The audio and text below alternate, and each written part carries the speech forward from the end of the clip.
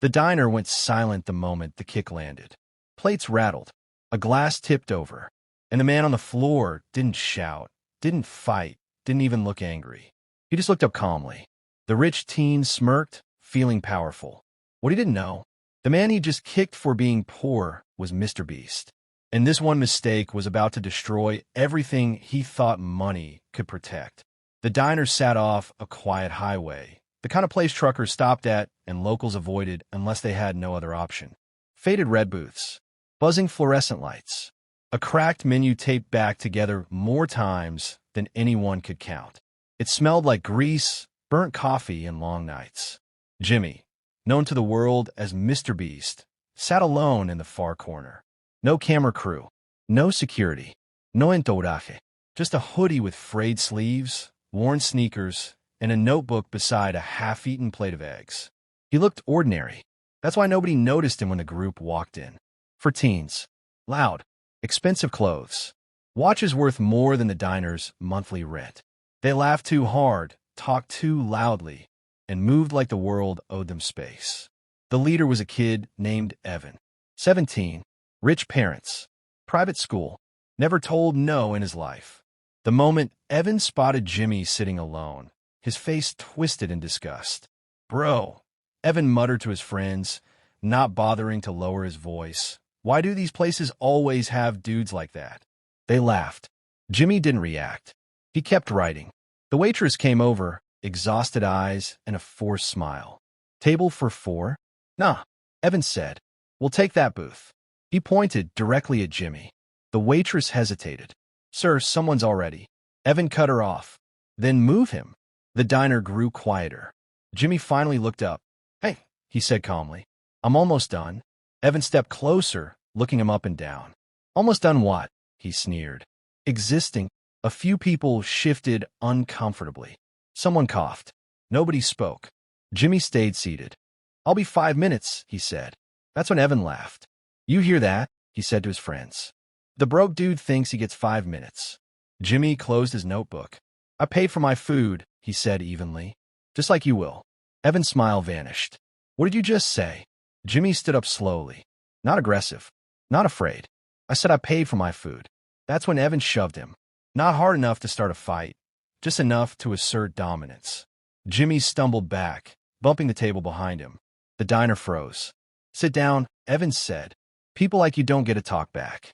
Jimmy straightened his hoodie. "I don't think that's true." Evan's face burned red. And then, without warning, he kicked Jimmy in the leg. Jimmy fell. A sharp gasp rippled through the diner. The waitress screamed, "Hey!" But Evan didn't stop. He leaned down, pointing at Jimmy like he was trash on the floor. "Next time," Evan said, "know your place." Jimmy looked up at him. Not angry, not scared, curious. "Is this who you want to be?" Jimmy asked quietly. That question made Evan snap. He stormed out, laughing, his friends following, high on adrenaline and ego. The door slammed. Silence. Someone rushed to help Jimmy up.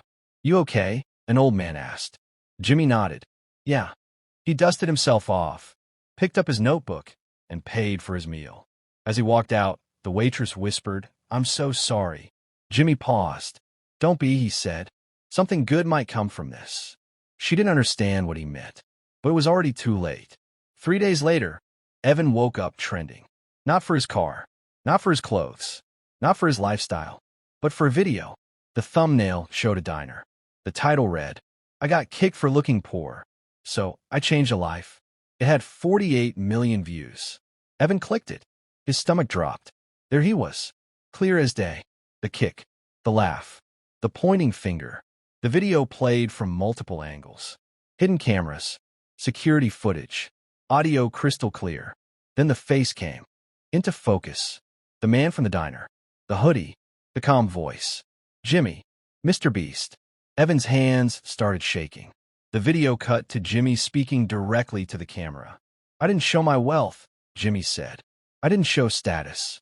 I just existed. And that was enough for someone to hurt me." The comments exploded. Disgusting behavior. Entitled rich kid exposed. This is why money doesn't equal class. Find this kid. People did. Within hours, Evan's name leaked. His school, his parents' business, his social media, everything. Brands dropped his family overnight. His private school expelled him. Friends distanced themselves. Then came the final part of the video.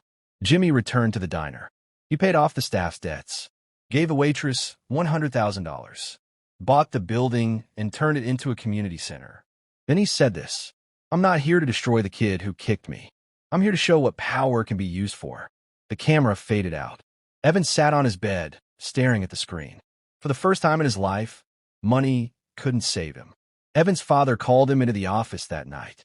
"No jilling, no insults, just disappointment. You embarrassed us," his father said quietly. "No, Evan whispered. I embarrassed myself." For weeks, Evan avoided mirrors.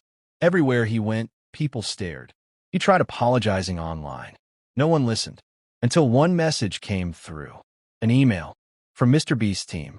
Subject line, "Let's talk." Evan almost deleted it, but he didn't. They met at a small office. No cameras, no audience. Jimmy walked in wearing the same hoodie. Evan stood immediately. "I'm sorry," Evan said, voice cracking.